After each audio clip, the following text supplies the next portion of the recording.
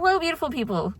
I've been filming clips after clips after clips because I just randomly decided that I'm going to just haphazardly do kind of a Vlogmas holiday diaries set of videos because I am reading a bunch of holiday books because I just don't have the energy to read anything else on my TBR right now. So last time we checked in, I'm sorry if this is shaky, I'm just holding you up before I go into UPS. Last time we checked in, I had finished Good Spirits by B.K. Borison, gave it 3 stars, and now I'm reading How My Neighbor Stole Christmas by Megan Quinn.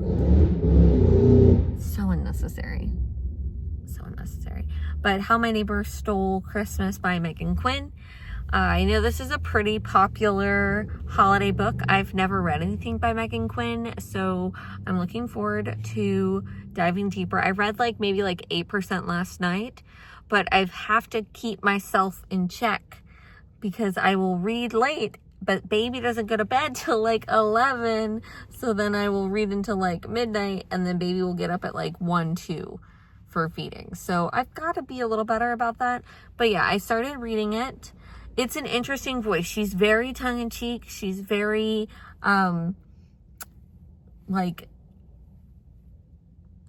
feel like she's really leaning into, her inspiration from, How to Grinch Stole Christmas. We've got, for our male character, whose name I can't remember because I literally just started reading it, his little portion was a Dr. Seuss How the Grinch Stole Christmas kind of verse opposed to prose.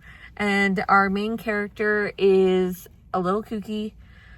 She is going to this town called Kringle Town, but it could be called Kringle. It's a Christmas town up in the mountains in Colorado. She is coming to take care of her great aunt, who apparently they used to spend Christmas with all the time. Her great aunt fell and broke her hip, and so her and her sister are going to end up staying there and taking care of her aunt. And from what we get from our male main character's verse in the prologue, he has known her from when she visited when she was a kid. Something is amiss there, obviously. So that's where we're at. That's where we're at. I don't have anything else exciting to say. I took Pumpkin to the vet today, so that's probably the most exciting thing I did. But all right, let's drop this package off so I can get back home. Okay.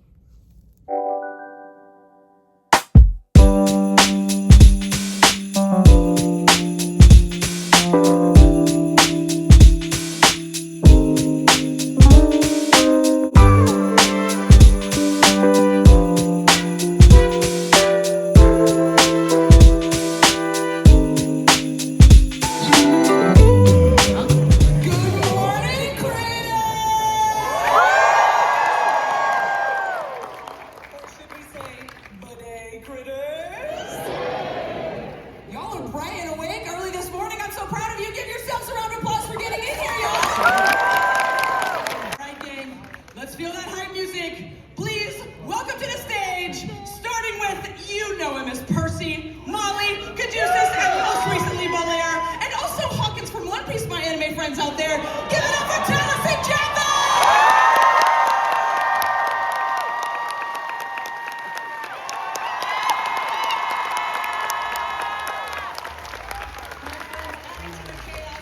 We have, Scanlon, Fresh Cut Grass, and my personal new favorite wig. Please welcome Mephisto from Blue Exorcist. It is Sam Riegel!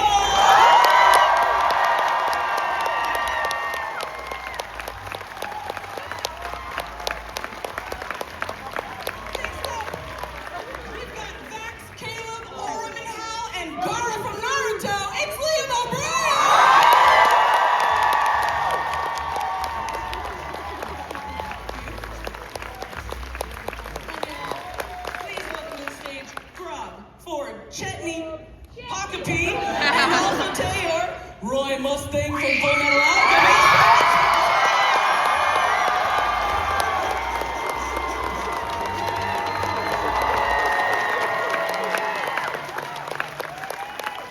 Next up, of course, we have Vex, Jester, Imogen, and Thimble.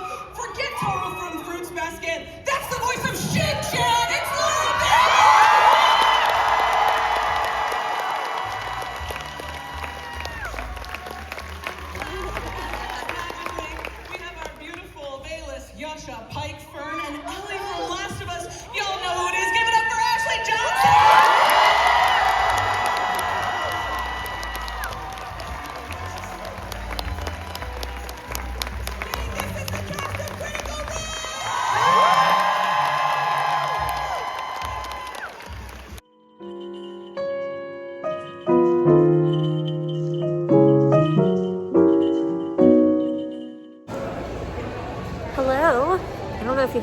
It's really loud in here. But we just finished having lunch, and we're about to go walk the convention floor before I get my Taste Love copy signed by Laura Bailey. But yeah, we're here at Anime Frontier. It's a very cold and chilly day here in the Fort Worth downtown. Yeah, that's pretty much it. Just hanging out, waiting for my partner. Feeling like this lighting is doing me no justice.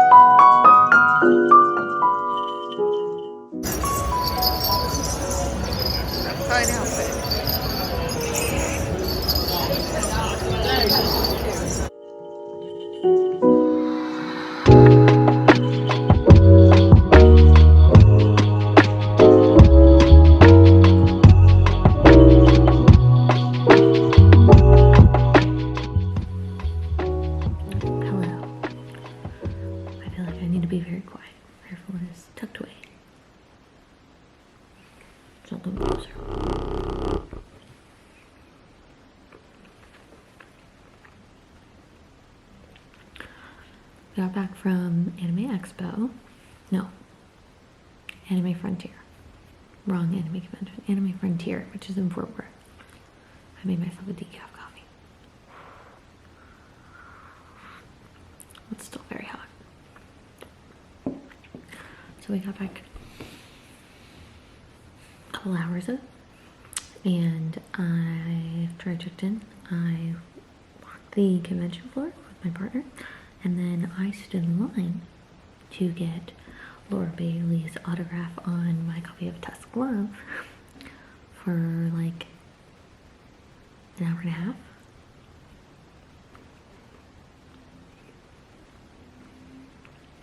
Something like that. Maybe closer to 2. Closer to 2 hours. Seems about right. But we succeeded right before she had to go to her photo ops, so win for me. But I originally was going to do Anime Expo as its own vlog, but I really didn't get much footage. It was so crowded in there. Like, just the artist alley was like, you can't see.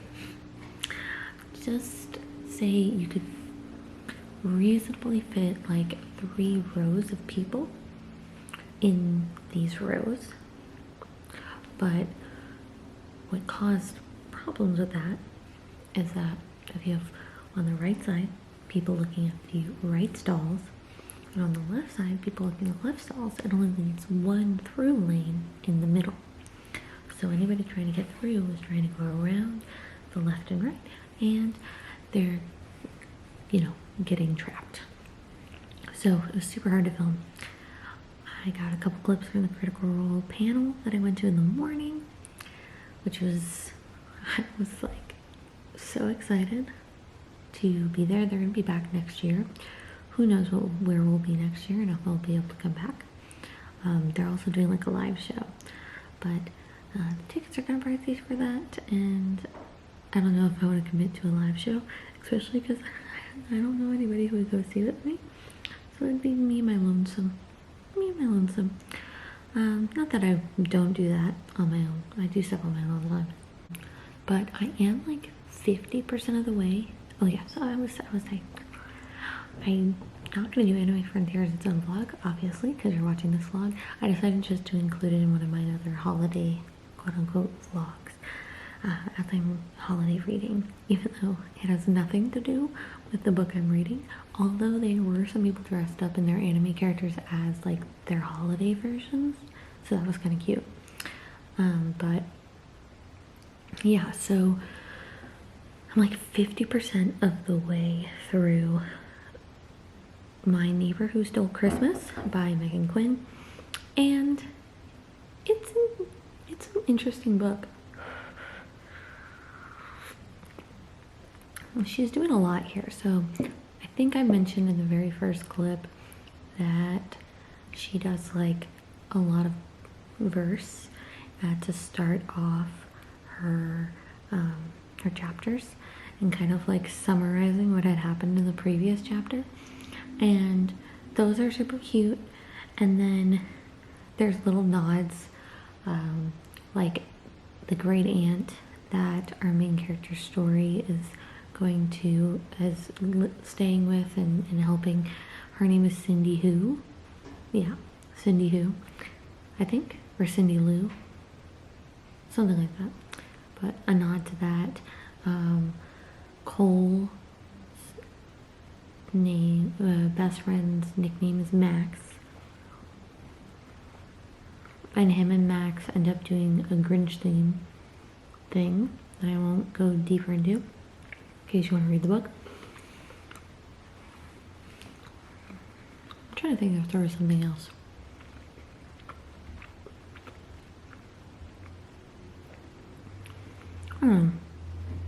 But you know, it's a Christmas town, kind of like Whoville, all excited about Christmas and all the decorating and all that kind of stuff. So just like fun nods. And then she does have Cole breaking the fourth wall a couple times, which I think is interesting as the narrator. It's a book that's not taking itself seriously. It's definitely silly, a lot of antics. It's giving romantic comedy. Like if you were to picture this, definitely like kind of a more slapsticky romantic comedy, especially because story is like all over the place.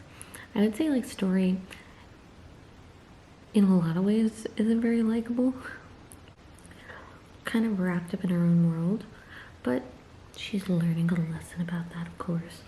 And Cole, you know, is brooding and a Grinch, and he has reasons to be, but they get really competitive. And I think what I liked about this is, even though there's an underlying friendship they have as kids that kind of connects them, when they're not liking each other, like, you know, there's hints about them finding each other attractive and blah blah blah, but they're also like not like really like doing that secret pining all the time. Like they're really doing like a frenemies thing and doing it well. Like you're really upset and angry with them, and it's not like, oh, once you find out Cole's perspective, he really does just want to be with her and that's just his way of expressing it. Like, no, he's also got anger towards her and stuff. And so I think it's one of the better representations of like, not necessarily enemies, but they're kind of enemies in this competition to lovers kind of trope, that like there's a lot of misunderstandings and things like that, and they harbor some pretty funny, they're pretty aggressively angry at one another and very silly about it. So I like that aspect. Now that we're 50% of the way through, we're starting to get that shift, which I was wondering when that was going to happen, because realistically, like, they were not being brought together. So it was kind of had to take a little bit of a turn, kind of had to take a beeline. But yeah, it's funny, it's silly, definitely a different vibe from Good Spirits, so it's nice, like a totally different vibe. Like Good Spirits was definitely like holiday romance. I wouldn't call it a comedy. This is definitely romantic comedy, for sure. But, alright, I'm gonna finish my snack, wrap up my decaf, actually gonna go grab a book, and I think I'm gonna head to bed. So, I will check in with you once I finish this, I think, yeah. Hey! Come on, Josie! You better He was heartless.